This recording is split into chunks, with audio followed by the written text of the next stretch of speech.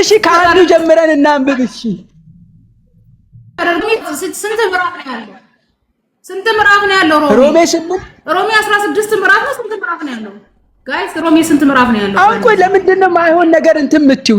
ኢየሱስን ጳውሎስ አምልኳል የሚለውን ማስረጃ ፈልጋልሽ አይደለም? ማስረጃ እየሰጠሁሽ ነው። ያንን አንብበሽ መናገር ነው ወይ ይላል ወይ አይልም ማለት ነው እንጂ ሌላ ነገር አውዱ ምንድነው?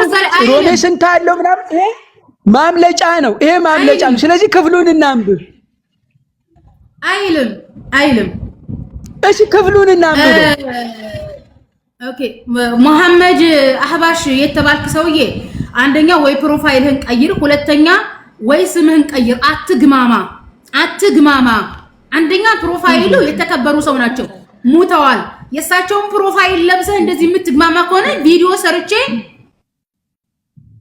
9 የነዚህ ሰውዬ ፕሮፋይል እየለበሳችሁ የምትሳደቡ ለቤተሰቦቻቸው እንናገራለን። በህግ እንድትጠየቅ ነው የምትደረገው። አንደኛ።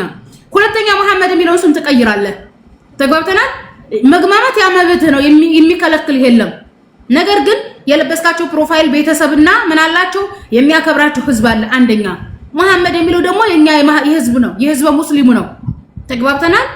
እዛ ራሳችሁንም አንቃችሁ መግደል ትችላላችሁ፣ እሱ አይመለከተንም። ነገር ግን የጋራ በሚያደርገን ነገር ይዛችሁ መታችሁ መግማማት እንትን ማለት አንፈልግም። በጎስ ሮሜ 9:5 ያምልኮ ስርዓት የለም። ሮሜ 9:5 ላይ እኔ ጠይቁት ስለአምልኮ ስርዓት ነው። እናንብበው፣ ክፍሉን እናንብበው ምን እንደሚል ማለት ነው። ከዛ በኋላ እንወስናለን። አንተ በጎስ ሲጀምር አንተ አምልኮ ስርዓትንና አምልኮን እኮ ለይተው እኮ አይደለም። እዚህ ጋር ምንድነው የሚለው? ኢየሱስን ምን ይለዋል እዚህ ክፍል? እሱን እንየው አይደለም። አንተ ሲጀምር አምልኮ ማለት ማለት ነው አታውቅም እንዴ? አንተ እኮ አታውቅም አምልኮ ማለት ለምን እንትን ትያለሽ? ክፍሉን እናንብበውና ከዛ በኋላ አይልም ይላል የሚለውን እንትን እንበል። አምልኮ መጀመሪያ ሰውዬ ገና መጀመሪያ መመለስ አለብህ። ኦኬ አምልኮ ማለት ምን ማለት ነው?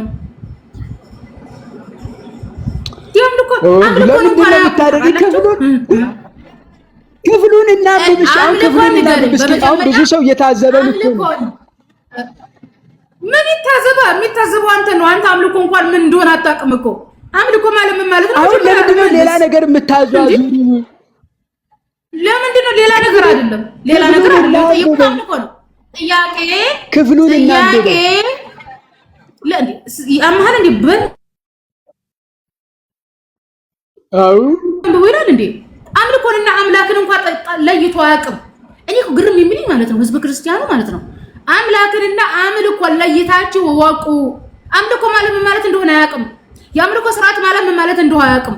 እናንተ አህያ የተጫነችውን እንደምታደርሱ ሁሉ የተጫነባችሁን ይዛችሁ መታችሁ ነው የምታራግፉት እንጂ መጽሐፍ ቅዱስን አንብባችሁት ገብቷችሁ አይደለም እኮ እያወራችሁ ያላችሁት።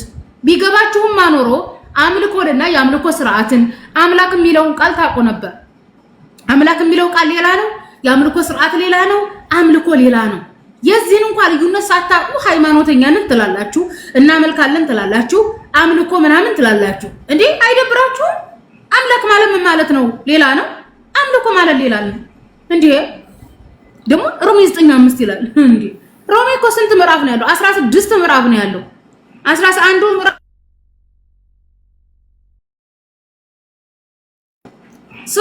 አንዲትን አንቀጽ እያንጠለጠልክ እየመጣ ኢየሱስ ፈጣሪ ነው አትበል። የጎጃሜ ሙስሊም ማን የጎጃሜ ሙስሊም? እኔ ጎጃም በየት በኩል እንኳን እንደሆነ አላውቅም። ማኪያ ቴንኪው። እሺ ጎጃም በየት በኩል እንኳን እንደሆነ አላውቅም። እናቱ የጎጃሜ ሙስሊም አለች። ሲጀምር የጎጃሜ ሙስሊም እንደዚህ ያደርጋል። ምስጥር ምናምን ይሰራል። ይፈራሉ እኮ ስታሳድዷችሁ ኖራችሁ ይፈራሉ እኮ። እሺ ጋይስ ማንን እናስገባው? ወይኔ ራሴ ግን ሆኖ ነው ጉድ የጥገ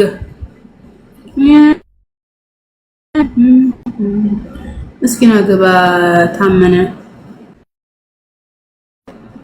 ወይታሚ። እሺ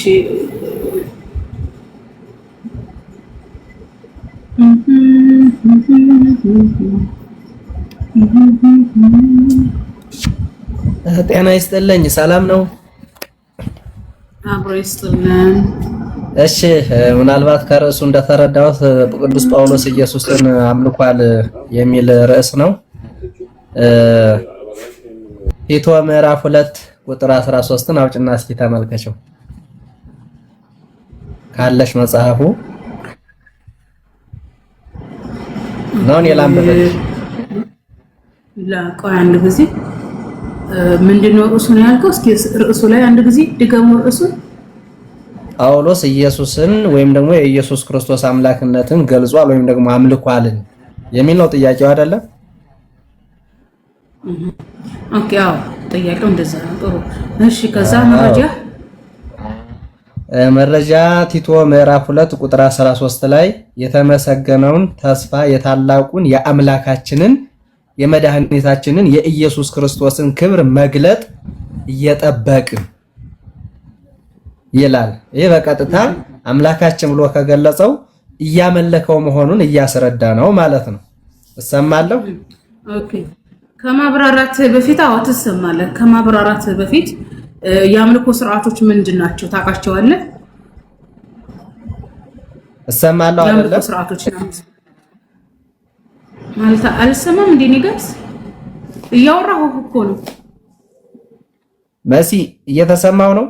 እያወራሁ እኮ ነው። ኦ ጋይስ እኔ አልሰማህም?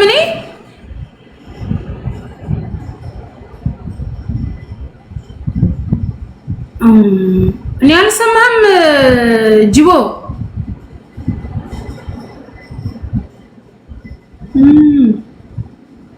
እሺ መሰረት እሰማለሁ አይደለ? አንዴ አንተ የእንትን እያልከኝ እኮ ነው፣ እያደከምከኝ እኮ ነው። ካልተሰማህ ወይ አትሰሚኝም በል።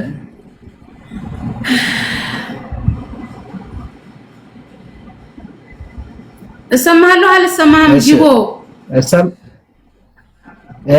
እሺ አሁን ነው ገና የመጣልኝ ድምጽሽ እና እየተሰማሽ ከሆነ ቅዱስ ጳውሎስ በቀጥታ አምላክነቱን የገለጸበት ምዕራፍ ክፍል ነው። እንግዲህ ምን ብሎ የጌታችንና የመድኃኒታችን የአምላካችን የኢየሱስ ክርስቶስን ብሎ ከተናገረ ይህ አምላክነቱን እየገለጸ ነው ማለት ነው። ጅቦዬ አቤት አንድ ጊዜ የአምልኮ መስፈርቶችን እስኪ ንገረኝ። የአምልኮ መስፈርት አምላክ እንግዲህ በመጀመሪያ ሰማይና ምድርን የፈጠረ ኋላ ደግሞ ፍጥረታትን በሙሉ አስገኝ እንጂ እሱ የተገኘ ጅቦ የአምልኮ መስፈርት የአምልኮ ስርዓት እንዴ አምላክ ማለት ምን ማለት ነው ለሚለው ነው እንደዚህ አይነት መልስ የሚሰጠው። እኔ የጠየቁ የአምልኮ መስፈርትና ስርዓት እኮ አንቺ በያሽው ልክ የምትገልጭበት የአምልኮ መስፈርት አለሽ። እኛ ደግሞ በምንገልጽበት በያዝነው ልክ ደግሞ የምንገልጽበት የአምልኮ መስፈርት አለ። አምላክ ምንድነው ከተባለኛ አምላክ ምድርን የፈጠረ ፍጥረታትን ያስገኘ ማለት አይደለም ጥያቄው። አምላክ ማለት አይደለም አምልኮ። የፈለግሽውን ሐሳብ ጠይቂ። ምናልባት ልገልጽልሽ የፈለግሽውን ሐሳብ ጠይቂ። እሺ አሁን አንተ አምላክን እንዴት ነው የምታመልከው? ምን ታደርጋለህ ለአምላክ? ለአምላኬ መጀመሪያ አምላክነቱን ጌትነቱን አምኛለሁ፣ ተቀብያለሁ። ኋላም ደግሞ የተሰራልኝ ስርዓት አለ። ህጉና ስርዓቱን ጠብቄ እጓዛለሁ። ምንድነው የምትጓዝ? አሁን ህግና ስርዓት አይደለም የጠየቁ አምልኮ። አሁን አንተ የሆነ ነገር አምላክ ነው ብለህ ተቀብለሃል። አምላክ ነው ብለህ ከተቀበልክ በኋላ ለተቀበልከው አምላክ ምን አይነት የአምልኮ ስርዓት ታቀርባለህ?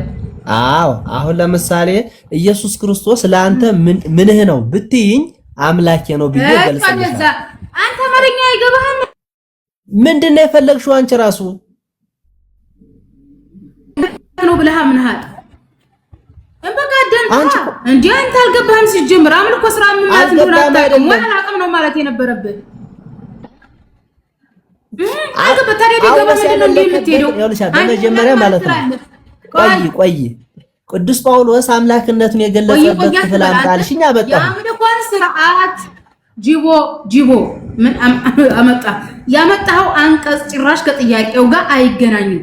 ያመጣው አንቀጽ ስለማይገኝ ነው። የአምልኮ መስፈርቶችን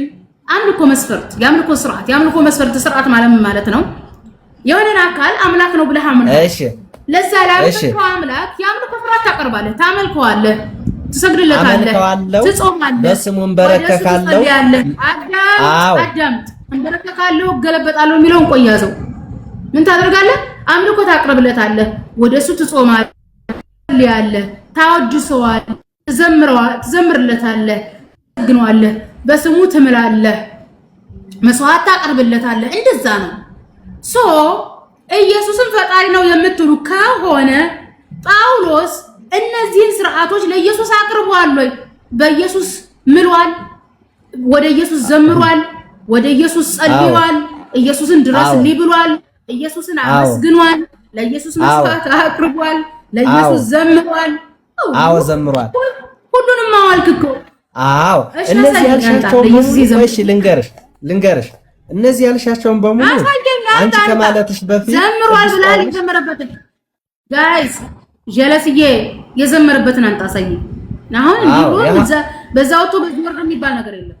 መረጃ ጳውሎስ ለኢየሱስ የዘመረበትን። እሺ ሁለተኛ ቆሮንቶስ ምዕራፍ 13 ቁጥር 13 ላይ አውጭ። ሁለተኛ ቆሮንቶስ ነው ማለት 13 እኮ ቆሮንቶስ 13 ለማለት ፊደሉንም ስለተቸገርሽ እሺ ሄጅ ቁጥር የለውም። አንቀጽ ምዕራፍ 13 ያዝጅቦ በስነ ስርዓት የምታወራ ከሆነ አውራ፣ ያለበለዚያ ራስን ታች ታገኘዋለህ። አክብረህ አውራት።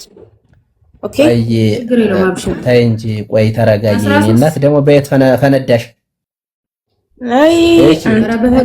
ቁጥር 13 ጅቦ 13 እሺ። አዎ ቅዱሳን ሁሉ ሰላምታ ያቀርቡላችኋል። እሺ ምዕራፍ 12 ሁለተኛ ቆሮንቶስ ነው ያልኩሽ፣ አንደኛ ሳይሆን ሁለተኛ ቆሮንቶስ 13 አዎ አንቀጽ 13 ምዕራፍ 13 አንቀጽ 13 ምን ይላል? ቅዱሳን ሁሉ ሰላምታ